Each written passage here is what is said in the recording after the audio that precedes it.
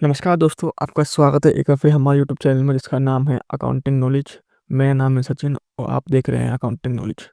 तो आज इस वीडियो में हम बात करेंगे कि अगर आप जीएसटी रजिस्ट्रेशन लेते हैं तो उसके लिए क्या लिमिट होती है और किस यहाँ पे हमें जीएसटी रजिस्ट्रेशन लेना चाहिए, उसकी थ्रेशोल्ड लिमिट कितनी होनी चाहिए जब हमें जीएसटी नंबर लेना है।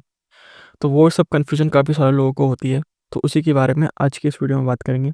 चैनल को लाइक नहीं किया तो चैनल को लाइक सब्सक्राइब जरूर करें और वीडियो को एंड तक जरूर देखें। चलिए जी वीडियो को स्टार्ट करते हैं। तो बेसिकली थ्रेशोल्ड लिमिट देखने के लिए हमें दो चीज़ें कैटेगरी देखनी होती है कि हम गुड्स बेच रहे हैं या सप्लाई कर रहे हैं। गुड्स के केस में हमारी जो लिमिट नॉर्मल जो लिमिट होती है वो 40 लाख होती है, ठीक है। और स्पेशल कैटेगरी के लिए आपके लिए 20 लाख रुपए होती है। तो उसके लिए केस में जो स्पेशल कैटेगरी है वो असम, अरुणाचल प्रदेश और भी काफ़ी सारी लिस्ट है, वो मैं आपको नीचे बता दूंगा। सर्विस के केस में हमारी जो थ्रेशोल्ड लिमिट होती है वो नॉर्मल केस के लिए 20 लाख रुपए होती है और स्पेशल कैटेगरी के लिए 10 लाख रुपए होती है। देखिए इन केस आप अगर आप मान लीजिए दिल्ली के सप्लायर हैं और दिल्ली से बाहर आप सप्लाई करते हैं तो आपके लिए थ्रेशोल्ड लिमिट 1 रुपये की भी नहीं होगी। मतलब इन द सेंस कि अगर आप दिल्ली से बाहर सप्लाई करते हैं तो आपकी 1 रुपये की भी सेल है तो भी आपको जीएसटी नंबर लेना अनिवार्य है। ऐसी सर्विस के केस में अगर आप दिल्ली से बाहर अगर बिलिंग करना चाहते हैं तो उस केस में आपके लिए कोई भी थ्रेशोल्ड लिमिट नहीं है। उस केस में आपको जीएसटी नंबर लेना रिक्वायर्ड ही है, ठीक है। अब मैं हम बात करते हैं स्पेशल कैटेगरी जो होती हैं वो कौन-कौन से स्टेट होते हैं जो स्पेशल कैटेगरी में आते हैं। स्पेशल कैटेगरी में जो स्टेट आते हैं उनका नाम है अरुणाचल प्रदेश, असम, जम्मू कश्मीर, हिमाचल, उत्तराखंड, नागालैंड, सिक्किम, त्रिपुरा, मेघालय, मिज़ोरम, मणिपुर, गोवा।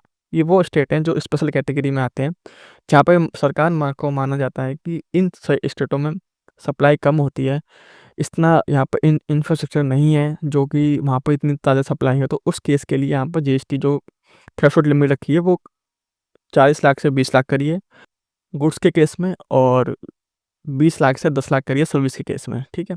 अब हम बात करते हैं कि ई कॉमर्स ऑपरेटर के लिए क्या होता है।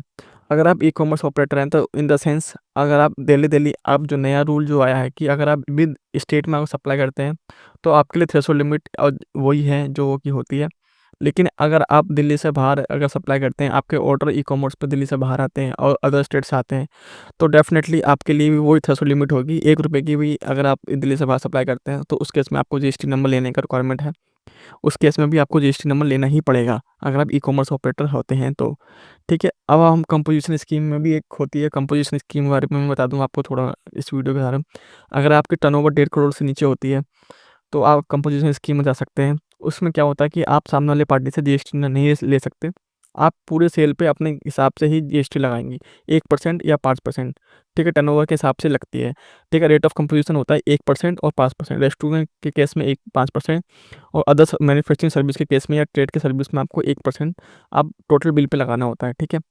अब आप बात करते हैं कि वॉलंटरी बेसिस पे भी आप जीएसटी नंबर ले सकते हैं। मान लीजिए आपकी थ्रेशोल्ड लिमिट नहीं हुई, तो अगर आप चाहते हैं कि आपकी परचेज़ काफ़ी पक्के में होती है और आपकी सेल कच्चे में जा रही है, तो जो आपका पक्के में परचेज़ कर रहे हैं आप, तो उसका आईटीसी का बेनिफिट उठाना चाहते हैं, तो उस केस में आप वॉलंटरी बेसिस पे भी आप जीएसटी रजिस्ट्रेशन ले सकते हैं। उस केस में क्या होगा कि आप सीधे आपने जीएसटी रिटर्न फाइल जीएसटी के आप में किसी जो आपका जिससे आप आपका नॉन में कोई प्रोफेशन होगा उससे आप बोलिए और वो आपका जीएसटी नंबर दे देगा। उस केस में आपका बेनिफिट क्या है, अगर आप वॉलंटरी बेसिस पे ले लेते हैं, तो अगर आपकी मोस्टली परचेज़ जीएसटी नंबर से पक्के में होती है, तो उस केस में जो आप आईटीसी पे करते हैं वो आईटीसी आपको मिल जाएगा और जब आप बिलिंग करेंगे तो उसके रिगार्डिंग पे आपको उसको यूटिलाइज़ कर सकते हैं, ठीक है। तो ये हो गया आरटीसी का। एग्ज़म्पशन भी किस-किस के लिए एग्ज़म्पशन है, ये स्मॉल बिज़नेस के लिए एग्ज़म्पशन दे रखी है गवर्नमेंट ने, एग्ज़म्पशन गुड फॉर सर्विस, ठीक है। तो उस केस में आपको दे रखी है, मान लीजिए आप हेल्थ कैटेगरी में हैं, एजुकेशन कैटेगरी में है, नॉर्मल पब्लिक सर्विस है, तो उस केस में भी आपको जो है सम गुड्स के लिए गवर्नमेंट ने एग्ज़म्पशन दे रखी है। उसके लिए आपको जीएसटी नंबर लेने की कोई रिक्वायरमेंट नहीं है, चाहे आपकी कितनी भी लिमिट हो, ठीक है। और दूसरा केस अगर आप एग्रीकल्चर एक्टिविटीज़ करते हैं तो उस केस में भी आपके लिए जीएसटी नंबर लेने की कोई रिक्वायरमेंट नहीं है। वो एग्रीकल्चर एक्टिविटीज़ रूरल एंड अनवर्क, तो एग्रीकल्चर एक्टिविटीज़ के लिए भी आपके लिए कोई जीएसटी नंबर लेना एक रिक्वायरमेंट नहीं है, ठीक है। अब बात करते हैं कि हम जीएसटी नंबर कैसे ले सकते हैं। तो जीएसटी नंबर लेने के लिए आपको जो फॉर्म फाइल करना होता है जीएसटी 01, उस केस में जो डॉक्यूमेंट ज़रूरत होते हैं वो ये डॉक्यूमेंट होता है: pan card, Aadhaar card, business address proof, bank current account and photograph business owner, ठीक है। उसके बाद क्या होता है कि उसके बाद आपका एक जीएसटी नंबर, आइडेंटिफिकेशन नंबर, ठीक है, ये आपको ठीक है। और उसके बाद क्या, उसके बाद आपने जीएसटी नंबर वेरीफाई करा देना है। वेरीफाई कराने के बाद आपका रिटर्न, अगर आपको सबको डॉक्यूमेंट चाहिए तो आपका जीएसटी नंबर मिल जाएगा। तो उसके जीएसटी नंबर आने के बाद आपने क्या करना होता है, जीएसटी नंबर आने के बाद आपको रिटर्न फाइल करनी होती है मंथली। मंथली आप जीएसटी 1 और 3 भी फाइल कर सकते हो। ठीक है, उस केस में हम जीएसटी 1 और 3 भी फाइल सकते हैं। एक हम क्वार्टरली भी फाइल करते हैं। क्वार्टरली रिटर्न जो होती है, एक जो कंपोजिशन स्कीम जो मैंने आपको बताया था, उस केस में आपको 2 रिटर्न फाइल करनी होती है, एक एनुअल और एक क्वार्टरली। क्वार्टरली के लिए हम CMP 08 क्वार्टरली रिटर्न फाइल करते हैं, और जीएसटी या फॉर्म वो एनुअल होती है। ठीक है, ये जीएसटी के कुछ रेट होते हैं, 5%, 12%, 18%। उस केस में आप जो लग्जरी गुड उसका 18% है, और नॉर्मल के लिए आपके 5, 15, 18। ठीक है। और जीएसटी फॉर एक्सपोर्ट के केस में हम कोई जीएसटी नंबर जो होता है हम नहीं लगाते हैं। अगर आप आईटीसी पे करते हैं एक्सपोर्ट में, तो उसके लिए जो होता है रिफंड आपके लिए होता है, वो आप रिफंड अप्लाई करके आप रिफंड ले सकते हैं। ठीक है।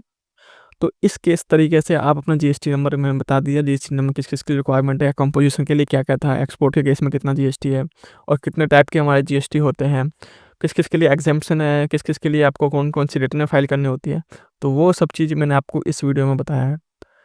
अगर आप एक्सपर्ट के द्वारा जीएसटी रिटर्न फाइल करवाना चाहते हैं या जीएसटी नंबर अप्लाई कराना चाहते हैं, तो आप हमसे कॉन्टेक्ट कर सकते हैं। ठीक है। तो आज के लिए इतना ही। अगर आपको वीडियो अच्छी लगी है तो चैनल को लाइक एंड सब्सक्राइब जरूर करें। धन्यवाद।